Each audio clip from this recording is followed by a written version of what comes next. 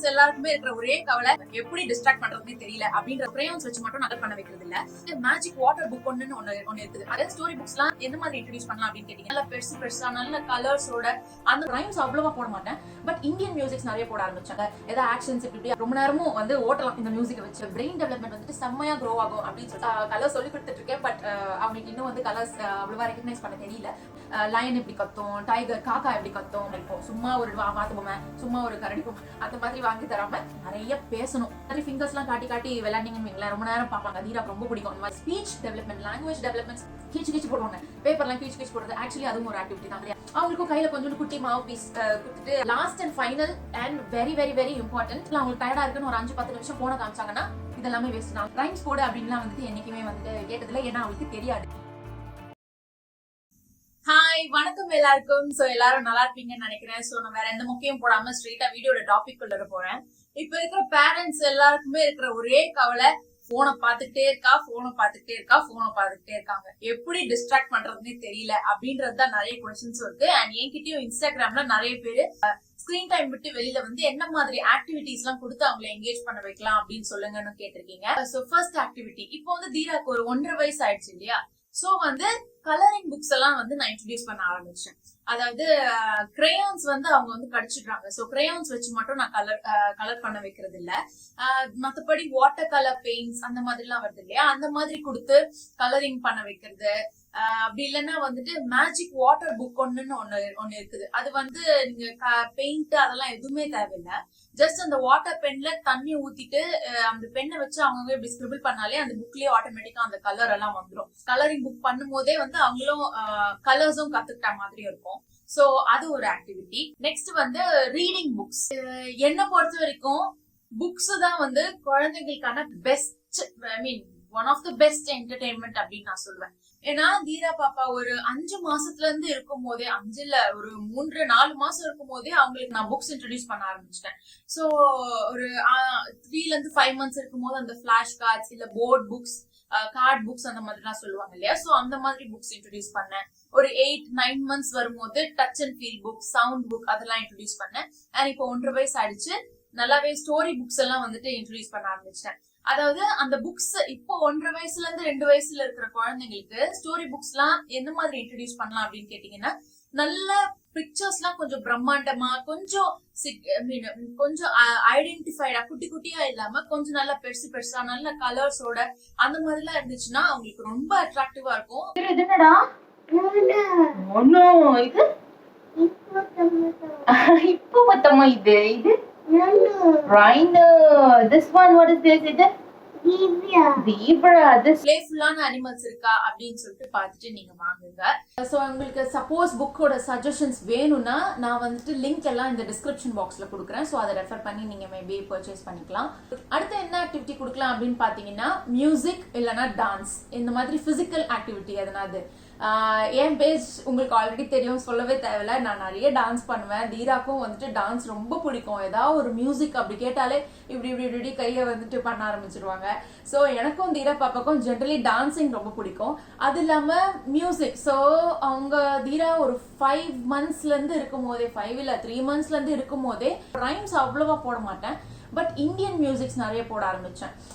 ஏன்னா அந்த Indian classical மியூசிக்ல வந்துட்டு அவங்களுடைய அந்த பிரெயின் டெவலப்மெண்ட்கான அந்த விஷயங்கள்லாம் வந்துட்டு அந்த நம்மளுடைய இந்தியன் கிளாசிக்கல் மியூசிக்ல நிறைய இருக்கு அப்படின்னு சொல்லிட்டு நான் வந்துட்டு ஒரு இதுல ஒரு பிளாக்ல எல்லாம் ஏதோ படிச்சேன். அண்ட் இப்போ வந்துட்டு ஆஃப்கோர்ஸ் ரைம்ஸ் எல்லாம் நல்லாவே என்ஜாய் பண்ணுவாங்க. பட் தயவு செஞ்சு போன்ல அந்த ரைம்ஸை காட்டிடாதீங்க. ரொம்ப தப்பி தவறி பார்த்துட்டாங்கன்னா கண்டிப்பா காட்டுன்னு கேட்பாங்க. பட் முடிஞ்ச அளவுக்கு காட்டாதீங்க. எப்படியாவது டிஸ்ட்ராக்ட் பண்ணி நான் பாடுறேன் பாருன்னு சொல்லிட்டு அதுக்கு பதில் நீங்க பாட ஆரம்பிங்க. அப்படி இல்லைன்னா ப்ளூடூத் ஸ்பீக்கர்ஸ்ல கனெக்ட் பண்ணி அதுல போட்டு அதோடைய சும்மா அவங்கள உட்கார வச்சு அப்படியே கேட்க விடாம நீங்களும் அவங்க கூடவே சேர்ந்து பாடுங்க. ஏதாவது ஆக்ஷன்ஸ் இப்படி அதோடய சேர்ந்து ஏதாவது ஆக்ஷன்ஸ் பண்றது அந்த மாதிரிலாம் பண்ணி இது பண்ணீங்கன்னா அவங்களுக்கு மியூசிக்ல நல்லாவே வந்துட்டு இன்ட்ரெஸ்ட் வரும். ரொம்ப நேரமும் வந்து ஓட்டலாம் இந்த மியூசிக்கை வச்சு. ஆக்சுவலி ரைம்ஸ் தான் போடணும்னு இல்லை, நிறைய மியூசிக் இருக்கு. சினிமா பாட்டு கூட போடலாம், தப்பு இல்லை. என்னை பொறுத்த வரைக்கும் தப்பு இல்லை. ஸோ அவங்க எது என்ஜாய் பண்றாங்களோ அதை வந்துட்டு நம்ம போட்டு அவங்களை என்கேஜ் பண்ணிக்கலாம். நெக்ஸ்ட் ஆக்டிவிட்டி என்னன்னா, மார்னிங் 8 o'clock இல்லைன்னா ஒரு ஈவினிங் ஆச்சு ஒரு 5 o'clock அந்த மாதிரி போல முடிச்சிருந்தாங்கன்னா பக்கத்துல பார்க்ல எங்கன்னா இருந்துச்சுன்னா அங்க வந்துட்டு வாக்கிங் கூட்டு போகலாம். ஸோ அவங்களும் வந்துட்டு ஒரு ஃப்ரெஷ் ஏர், ஒரு ஃப்ரெஷ் ப்ரீத் எடுத்த மாதிரி இருக்கும். அங்கே வந்து ஸ்விங்கு, சீசா, அந்த சறுக்கு மரம் அதெல்லாம் இருக்குல்ல. உங்கள் வீட்டு பக்கத்தில் எங்கேயுமே பார்க்கே இல்லை அப்படின்னா வந்துட்டு மொட்டை மாடி இருக்கவே இருக்கு.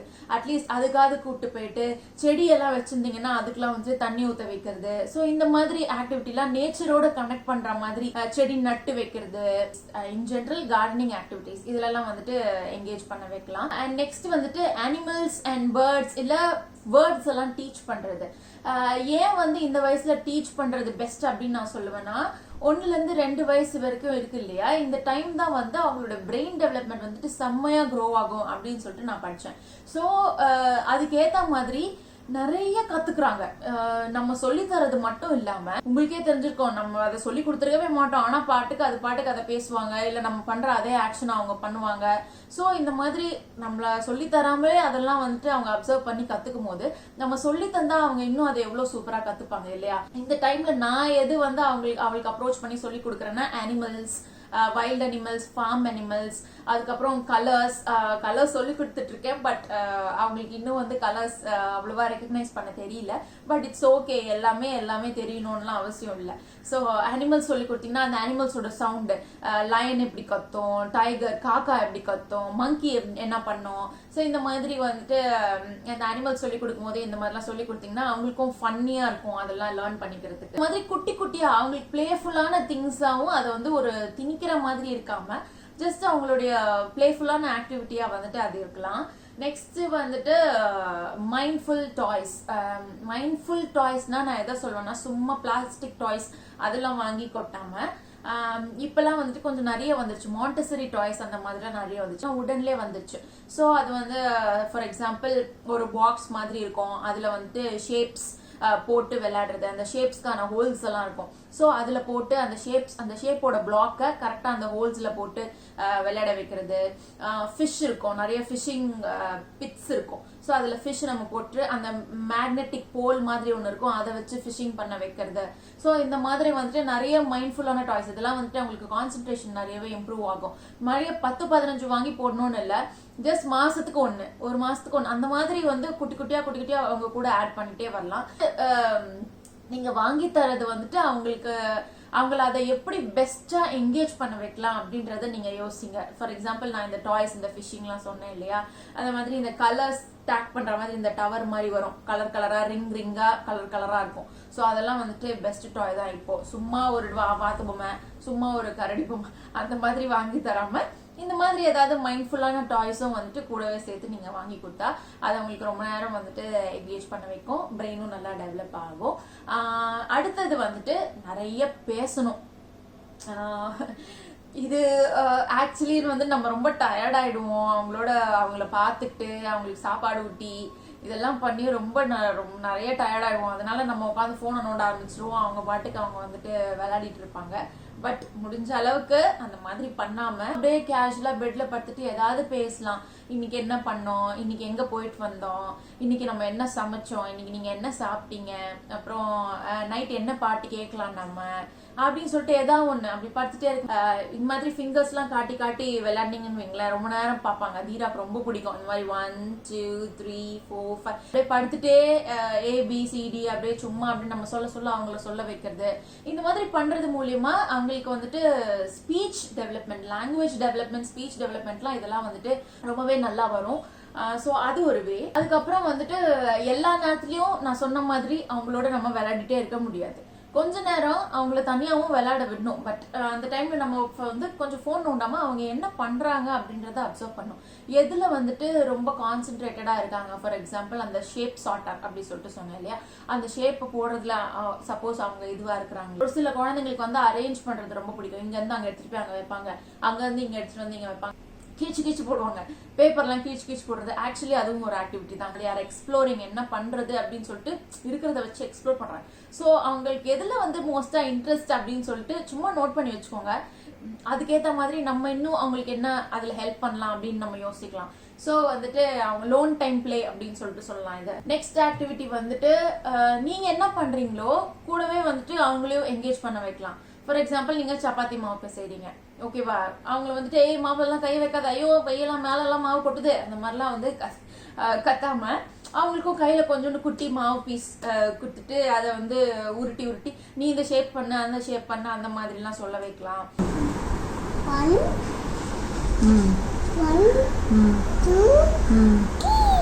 இது ஒரு வே.